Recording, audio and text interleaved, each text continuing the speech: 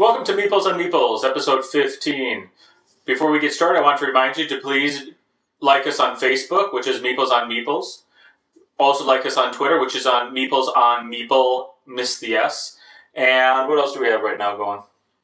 Vimeo and YouTube. Vimeo and YouTube. Please join us and like us there. Well, welcome to episode 15. My name is Patrick. I'm Brian. Andrew. Ian. This week's episode is Cyclades, or that's my best pronunciation of the word. Basically, it's kind of an area control where you have all these islands around the board, and you all start off with 2 islands that you control, and then you have 2 boats on the map.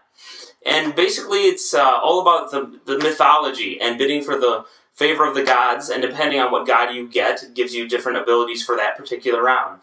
For instance, there is Zeus, who gives you priests, which help you bid less in the future because it's all about controlling your gold. We'll talk about that a little bit later. You can get Athena, who gives you philosophers. There's Ares, the god of war, who gives you more troops and allows you to move your troops from island to island in battle. You've got Poseidon, who lets you create more boats and then move them around and line them up so you can go from island to island. And then as well as during your turn, you can also bid on Krakens and Medusa and the Minotaur and tons of really cool monsters, some of which have amazingly nice miniatures that also give you advantages or disadvantages or whatever during the turn, help you attack your opponents or whatnot. But basically the goal is to take over islands, and some of them have a little cornucopia symbol, which means that's every cornucopia on the board you control, that's 1 extra gold before you bid for the next round. So that's how you make your money, is by controlling certain parts of the board. And then you pretty much, populate new islands, and depending on the favor of the gods that you get, you also can, besides getting troops or getting boats, they each allow you to build a certain type of building. A fortress, if you get, for instance, the god of war, that makes you stronger in battle at that island. You get a seaport if you have Poseidon, which strengthens any boats or vessels that are next to that island, things like that. And the purpose of the buildings is, 1, to help you in battle, or 2, when you have 1 of each type, there's 4 types of buildings, you cash them in for a metropolis. Basically, you build a city, because you're expanding and building your empire. The first one to have 2 cities, or 2 metropolises at the end of a whole round, wins the game. And again, you're building them by getting the 4 islands. You can take 4 philosophers over time, build them up, and instantly cash them in for a metropolis, or go and duke it out and steal each other's metropolises. I think that kind of covers the basic idea. Each island is 1 full space, so when you eventually move, you have to have a boat connecting 2 islands to move over there, which again, you pay when it's, you have Ares or whatever, the favor of that god. And then when you get to somebody else's island, you start rolling dice. So the number of troops I have, plus whatever number I roll, and the number of troops that, for instance, Blue had, plus the number they roll, the higher number wins. And you slowly pick off pieces, and then you can choose to retreat or battle. It's pretty complicated. We're not going to do a full how you play, but you kind of get the idea. You need to take over more islands, eventually end up with 2 cities while screwing each other over constantly. Does that summarize? Oh, yeah. I mean, it's like Risk-only fun. Sure. And it doesn't take 4 hours or 2 days to play. And all you Risk fans out there, we apologize. We're just not Risk people. So. Yeah. But we do take risks. So, let's... should we start with... let's start with components. Well, something easy to talk about. Can I ask you, what's the age range for this game? You know, I am not positive, and the board is over there. Let's say 12, 12 plus. I would say it's pretty strategic. If I would have to give a recommend, forget what the box says. I think my 11-year-old son could play it. It would take a couple rounds of helping. Would you consider your kid a smart kid? Well, he's my child, so of course he's smart. But I would say right, I just didn't know if you were going to say that. A smart 10-year-old with maybe a little help. Yeah, and once it's gone around the table a few times, you can pick up on it. Does this game run? The price, you can find it online anywhere from like $40 to like $70. Is there any add-ons and things like that too? There is 1 expansion, I believe, at the moment, which is Hades, and you get like the god of the underworld and you get some more pieces to it. So they're pretty cool. So there are some I guess some opportunities to expand if you really like the game. Sure, absolutely. But let's talk components. Who has thoughts on that? I like the components a lot, and obviously you can tell everybody's colors are different. So you get little boats, little guys. But everybody's is different. Like, the blue guy is not the same figure as the yellow guy, or the green guy, or the red guy. They're all different, and even the boats are different. They use a different mold for every color boat. So all the blue boats look the same as the other blue boats, but Right. They're totally different And than everyone else. Actually, a big benefit, especially if you have somebody who is colorblind in your group. Don't say any names. Yeah, it does help with that, and that's something. I didn't actually find the color differentiate between each and every thing. Actually, they don't blend as much as I've had issues with in the past. But that is something that is good about this game. I mean, a lot of games don't think about that ahead of time. How close are the colors together? What's going to happen to if there is somebody who is colorblind? This game actually eliminates that problem. I don't think that was probably on purpose, though. I mean, it's probably just a happy accident. But it's something that I would wish that more game designers would think about, because there are people out there who do have difficulties with those type of problems. And I'm sure it added to the cost of the game, but to me, I think it was worth it just because it looks so cool. If everybody had the exact same warriors, but it's kind of neat that one is actually like female warriors, the Amazon. You got some, the guys with the spears. I think there's one army that has like 2 swords, a sword in each hand. Yeah. And just the fact that they took the time to build or have all those extra molds made and it increases the value. I mean, it just looks cool. The other thing, the art is nice. Yeah, the monster cards. Each monster card has unique art to it. I mean, it's really detailed. It's the artwork is fantastic. What they chose to put into this. I mean, they could have easily had a card that said Minotaur with a really flaky picture on it, but the artwork on all the creature cards is fantastic when they didn't really have to do that. Do you want to complain about the interlocking pieces? Which I think you and I always complain about. It's the cool thing about the map. I'll say the bonus first is I have the biggest map. It's a perfect circle, and you basically match up. This is a 5-player game. There's a 5 in that corner and a 4 and a 5. So you put the 2 5-player sides up to make a bigger map. So you're more spread out and there's more islands. If it was 4-player, you'd flip one of these over and it would get just a little bit smaller. If it was 3-player, it'd be just a little bit smaller. You can go down to 2-player, where it's the smallest island. So it scales in size and difficulty for the number of players as well. So I get that part. It looks really cool. But the fact that they don't interlock kind of stinks. And when you have 3 parts of the board, it wouldn't be too hard to cut little notches out. Right. I don't think it would be, at least, but I don't make boards, so. That is pretty nice about the game, though, that it caters to the size of the amount of people you have, to where if you had a map this large and you're playing 2 people, it could turn into Risk, and you could play for 6 years. It would take forever, and there's just not enough pieces. You only have, 8 boats and 8 guys? You have a maximum of 8 soldiers and 8 boats on the board. So, I mean, really, there's probably 12 islands on there. I'm just shooting that out there. I didn't count them. But, you'd be spread so thin that actually there's 12, you're right. and it does get pretty crowded later in the game. Yeah, it does. Not too much so. I would actually say it's probably just the right size. When everybody's got tons of soldiers and boats by the end of the game, it just looks really cool. You can see there's a battle brewing because people are building up on these 2 islands, but at the same time it doesn't blend together and look like just a jumble of guys. It almost feels to me like a chessboard, because you have strategically placed people, and people are building in areas, and you're kind of thinking, what are they going to do next? And the neat part, the element that I think kind of brings it all together, is they give you that kind of your own little base where you're hoarding or hiding your money away from all the other players, and you don't know. So much is about bidding in this game. And you don't know what they're holding. You don't know what they're thinking or what they're even planning, or if you see their pile of money, you kind of think, oh, they're going to go for an attack here in the next run with all this money, which really adds that extra little element that kind of makes it. That's how the game ended tonight, actually, is because we didn't know. Well, we're getting into. Are we moving into strategy? Are we done with the I'm still talking about the components. It's just that I think that little little player it's not all totally on the board. You're holding stuff back. You have to show certain cards. You don't have to show your money pool. And then your strategy to look at which the board. are good looking coins, by the way. It's cardboard coins, but they're kind of cool. They're cut kind of jagged and not perfect circles or whatever. It'd be like an imperfect gold coin from back when they were stamping them. Yeah. I think that given that off-board options and off-board elements really kind of you're actually playing the player, not just the board. And it just kind of gives that a little bit extra. I see where you're going with that. I agree. The one thing that I would concern you, so this could be a 2-player game. Yeah. 2-player on this, I really would not suggest 2-player on this, simply because you're limited on options. I mean, since it is so much a back and forth game with 2 players, there's not a lot of ways that you could really mess with the other player as well as you can play with larger groups. I think even though this could be a 2-player game, I think 3 minimum, because otherwise you're just battling back and forth with the other person and there's not as much strategy.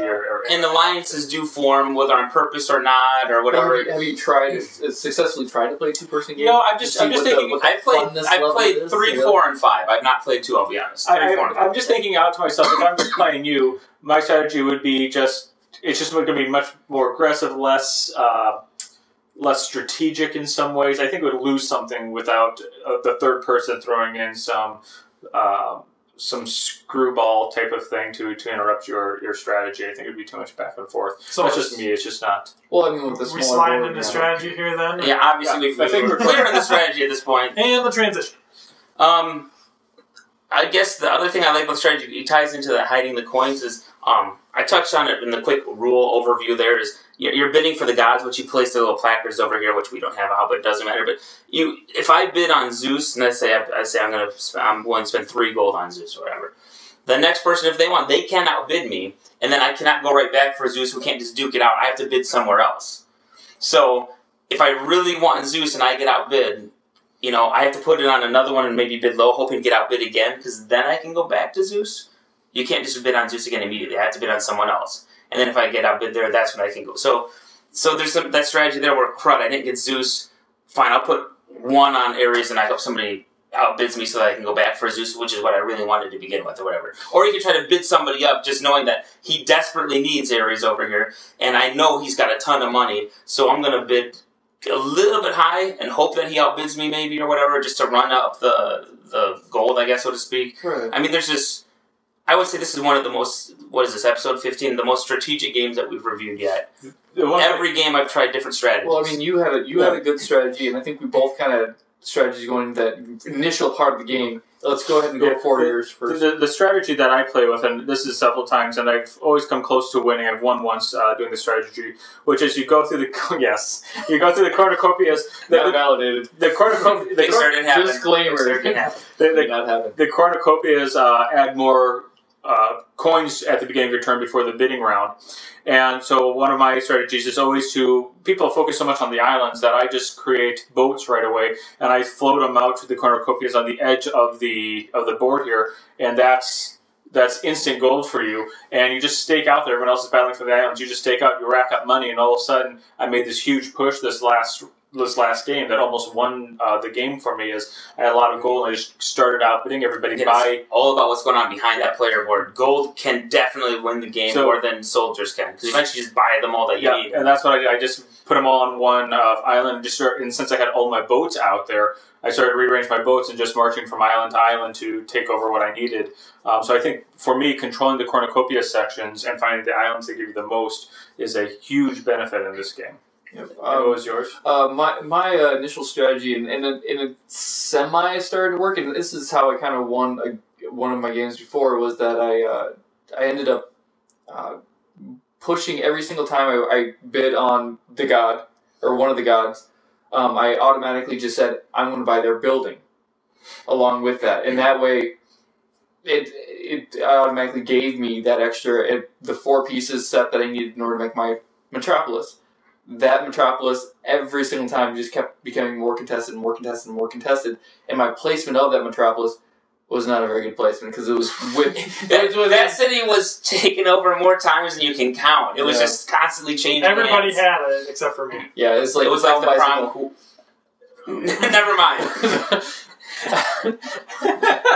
I was going to say something to it. Moving along. It exchanged hands a lot. Okay. Anyway, so with that strategy in place, I thought that was a pretty key strategy. And then also the philosophers was the second piece I was going to go for in my strategy piece, I did end up getting caught right at the right. He was this close to winning because you can buy, or you get a philosopher with, it's Athena, right? Yep. And you can buy another one for 4. And I saw that he had a city. He had one, so he was only need one more metropolis and one more city. So he had 1 card. So I knew if he won Athena, he was going to get the free one, buy another, which would give him 3. And then there was one of the special ability cards that lets you steal from another player. I had one. Not just from another place. It was actually an Athena card. Yeah, you get the philosopher card from, and I'm like, you were just gonna go boom, boom, boom, steal it, and you're gonna win in this round, and he was a little upset that I did see that. Well, actually, so I outbid him, and he had to go. Honestly, I didn't have any money for that, but I had for. But then the next round, I could have done 2 of them, and then you would have bought the special card the next time. Well, right. and you know, so the philosopher cards, again, you have to have them out in plain sight, but if people don't notice, they don't notice. I mean, it's all about that kind of. Keep quiet about what I got. Hopefully, people don't notice I have 3 of the 4 buildings I need. Or right, and that's how I won the game. Was I had 2 places with 3 of the 4 buildings. No, you had 1, and then you took another one. Oh yes, yes. I mean, let's make that straight. It wasn't like you were building and no one noticed. You were building. I had 3, and then you took me over. So. Right. And then I cashed in for 2 of the same building on my turn. I think it was 2 temples, wasn't it? Yep. You needed 2 temples, yep. You had 2 of every color except for you need 2 whites. And then it turned out that Brian had 2 also. Oh, it was so And the tiebreaker comes down to how much money you have hidden behind there. Because when you get 2 metropolises, you don't win immediately. You have to finish the entire round. So I took 2 metropolises as player 1. These guys couldn't do anything about it. I didn't realize he was going to buy those 2 white buildings and also end with 2 metropolises. So... yeah, and we both basically just blew our loads with all our money everywhere. I mean, just spent everything we had. You were spending money for the buildings, for the buildings, but I was dropping money on. I bought like as many soldiers as I could. I don't even want to know what I just said. That's funny. I'm not going there. And I spent I can't even remember how much money. I could count out, so I had just enough after my bid to buy the 3 soldiers, move them, battle, and then move some back to keep both islands. Basically, we spent a lot of money, the both of us. When we lifted at the end, I won by 1 gold token. I had 0 left. Yeah. And he had 1 gold. And that's what it comes down to a tiebreaker. And there was a lot of like, you've got to be kidding me. Because he thought he had lost. He's like, oh, you mean it comes down to gold? I'm like, yeah. He's like, oh, you won. And I thought he had like a pile back there. And I lifted my thing, and he's like, oh! And he showed me his one, and then I cried. I think the real game breaker here, I shouldn't say game breaker, but the one thing that really throws people for the loop are the creature cards. Yes. That is the wild card here, because it's hard to play those cards. It's hard to play. The strategy behind those cards, there really isn't. It's just kind of... hopefully you might, if you watch them close enough, you could possibly play for the longest time, I was waiting for the Cyclops to come up, which allows you to switch one of your duplicate buildings in for another type. Right. And I was watching that every time you flipped a new card, which is why at the end I said, did you flip another card? Because he never came up. If he would have flipped that card before he took over that... I would have won if only. Well, I was waiting. No, I wouldn't. I mean, that was the one thing that I was hoping would happen, is that no one would know what happened when that Cyclops came up, and I would just go, oh, I'll take that Cyclops off the hand and just leave that space open for the next card. Well, these cards ticked you off one time because Ares wasn't on the board, and he knew I wanted to take his city, so he thought he was safe. But the Pegasus was up here, and again, the only way you can move to attack another island is with Ares. And I was going to buy that card just so you couldn't do that, but then I got to the Pegasus if first. Only I would have done it. The excuse. If only I would have kicked him off of the... So I grabbed this game. In the end. If I had only just stayed home tonight and not played. And so the Pegasus allowed me to swoop in, well, literally and figuratively, and attack you, even though I didn't have Ares and you didn't see that coming. Like, what, you kidding me? And it all comes down to dice rolls. So there's a little bit of luck and strategy. Straight up, it was 2 for 2, and it was a straight up. That's right. But I just got lucky. You just got outrolled. And it changes hands a lot. You know, where one person's up, one person's down. And it just goes in cycles. And this last game, it's a lot of fun because it keeps you on your toes. I thought I had it won, and then in one fell swoop, I lost my city. I lost like some armies. Somebody took the boats, and I was in dead last for the longest time. And then I woke up. I thought I'm going to win it again, and then it was gone. And then it came out of that crazy tiebreaker. Speaking of you're up, you're down, you're up, you're down. This game took us a while. Why do you know why that was? I think it's because what's the general time play for 60 this to 90 on the box. And we obviously were 2 hours. This was 2:15. I think it's because we are becoming much more strategic in our moves, and we're much more aggressive in our approaches to the other players. Before, we were just focusing on our strategies, and somebody would just accidentally stumble into a win. And now I think we're getting much more focused on, okay, I'm going to screw you, and I'm going to screw you this round, and we're not so much... And I hope nobody notices that I have this over here. Yeah, exactly. Stop noticing my card. We're not so much we're not just shooting for the win anymore. I'm going to stop you at all costs even if that postpones my win for a little bit. Because if I don't, I mean, we're much better at balancing the strategy. Right. Because I think I've won one and it's just kind of like a off.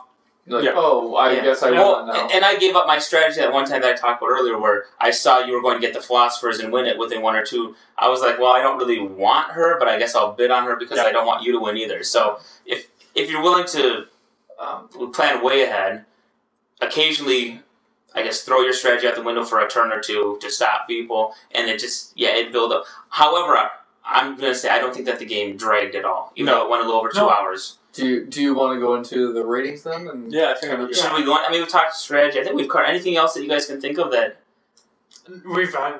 I dislike quite you. a bit. That's what I dislike. All right, I dislike that I lost. I dislike the fact that you saw what I was having in my head.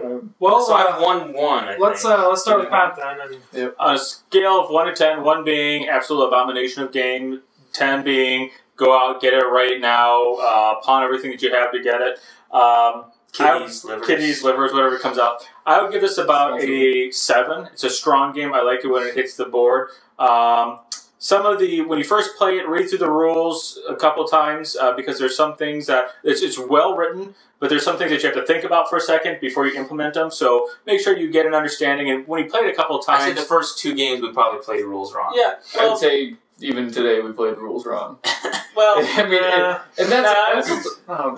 that's my that might just be a misinterpretation of the rules. So go through them a couple times, check out the facts, see what other people say. So I give it a good 7. I like the pieces. I like the gameplay. It's fast. It's strategy. I love the strategy on this. It's a medium board. It's not light. It's not heavy. You know, it's not a beginning game, but it's not a heavy game. It's a nice middle. What number are you? 7. Okay, 7. So by far, I think it's a fairly strong game. I'm going to give it a 9. I absolutely love this game. It's another Formula D! That's the only other time. 9 It's not even a racing car. I know. You don't even get to wear a helmet while playing this. They're doing laps around on a Minotaur. There's no helmet for this. Is there a toga? He has horns. You don't need a helmet. This game needs to come with togas, and that would be the 10. That's what it's missing. I suggested that for the... In all honesty, though, I think you could get... it's definitely not a light game. And I wouldn't say bring in somebody who's never played anything beyond Monopoly. Like, hey, let's play Cyclades. I think you're going to scare the crap out of them. But it's a medium game. People who've played Risk or whatever, things like that, you can say, well, there's a little bit more to it than that, but you're just taking over parts of the board and battling with each other, and there's some dice rolling, and so it's not super horribly complicated. You can get people to play a few starter games, ease them into this, and I think anybody really can play it. What really gets it for me, though, is I love theme in a game that makes sense. I hate it when, like, I enjoyed Stone Age, but the whole idea of cavemen never really it has nothing to do with the gameplay. No, it doesn't. This is, you can say, well, it's just an area control game. Yeah, but the bidding for the gods makes sense. They actually believed in that back then. If you get the god of war, it lets you build up armies and fight. If you get the god of the sea, it lets you make ships and move those ships, and you get favorable oceans, whatever you want to call it. Priests for Zeus, it all clicks together. The bidding for the favor of the gods, outbidding each other. I want that god on my side this turn. But what makes it not it 10? all clicks. What's wrong with 10 for you then? Where are you? There's no togas. I volunteered for togas. You guys said no. I would say the 10 is that the gameplay is a little bit all over the place. You could play a game in an hour, and then all of a sudden one might take 2 hours and 15 minutes. Not that was a bad thing, but I don't think that's a bad thing. Some of these games can go a little bit too long. Sometimes. I've never had one go too fast, that's for sure. The quality of the bits, though, I'm a sucker for miniatures. We talk about how great they are, so this is as close to the complete package, I would say, as you can get. I absolutely love this game, so I'm going to go solid 9, maybe even 9.5 when I win. And a unicorn. When you win. And then a unicorn, yeah. That's what gives them the 10 is the win. The win, yeah. And I wasn't tonight. I was this close. That's the other thing. This is one of the few games where I legitimately get upset when I lose. Sometimes you lose like nobody. This game, I think at one point tonight, all of us were totally ticked off. Like, I can't believe you took that city. I was going to win next round. I swear it. I think we were all gritting our teeth at some point, harboring ill feelings. No. And planning on going out and puncturing each other's tires. I think it actually tensions run how you care about this game, which is awesome. I want to leave a bag of flaming poo on your doorstep.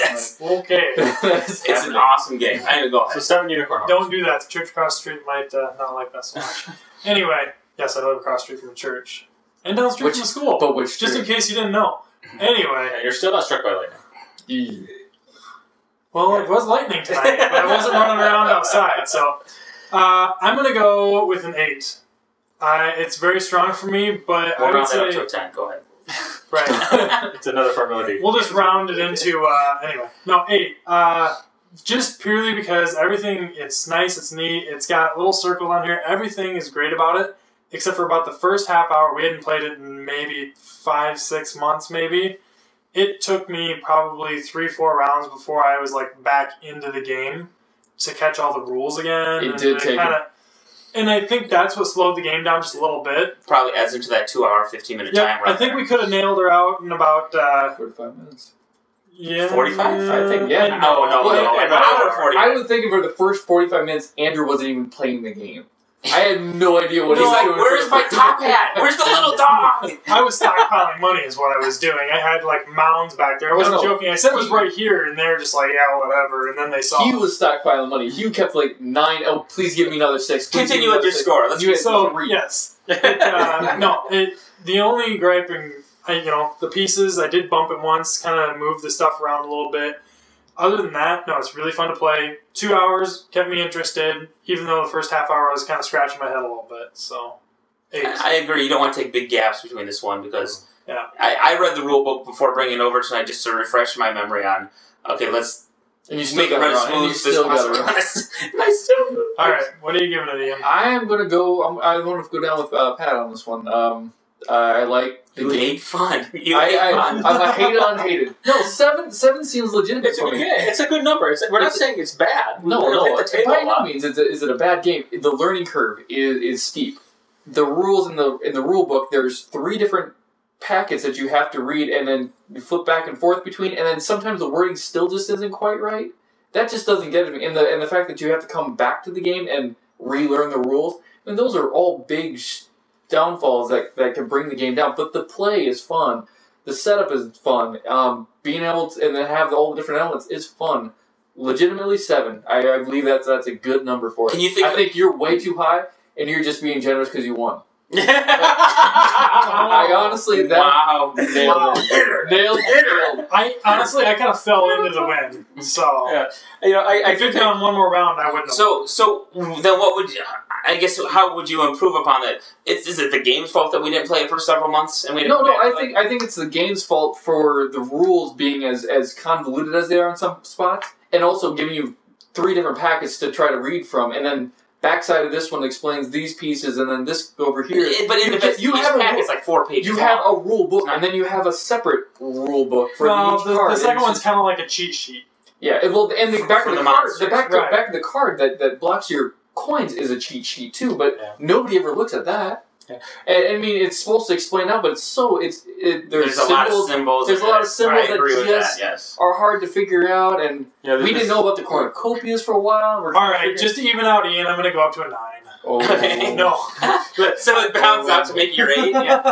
But again? I agree with that. The symbols used on the cards was probably the part that drove us out the most. Anytime that a new card flipped over, you have to read the symbols, Well, and that slows it down. this is our 4th, 5th time maybe playing this game. I mean, legitimately, and we're still kind of like, oh, we didn't play that right. We didn't play that right, and that if that's the case, I mean, obviously it's got to be a little bit less than an 8. It's it's got to be, but it's still fun. It's in the middle of the road. It's not a 5 where it hits the play. I'll play it.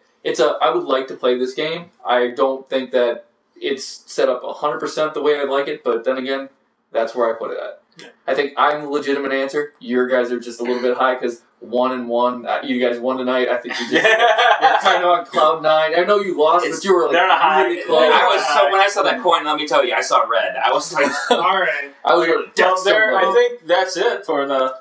Yep, that is Cyclades. Is that how we're pronouncing it? that's how I'm going to go. I roll with Cyclades. Yeah, and you can't even pronounce the name of the game right. Oh, for sure. Cyclades. Alright, well, Cyclades. Next week's what? next week we are Episode going to play Castle Panic. So, come see us then. See you then.